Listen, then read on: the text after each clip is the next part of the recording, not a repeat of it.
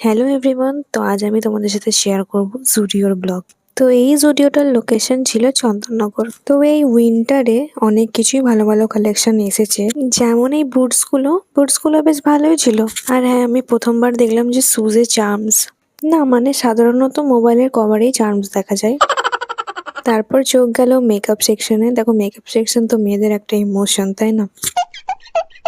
কিন্তু মেকআপের স্টকগুলো না অনেক কম ছিল, মানে তেমন কোনো প্রোডাক্ট আমি দেখতে পেলাম না। যেরকম শ্রীরামপুরের জুডিওটাতে অনেকই মেকআপ প্রোডাক্টস রাখে। আর এই কিচেনগুলো তো গাইজ আমাকে খুব সুন্দর লেগেছে। তারপরে চলে গেছিলাম ফার্স্ট ফ্লোরে। তো সেখানে এই ধরনের সোয়েটারগুলো ছিল।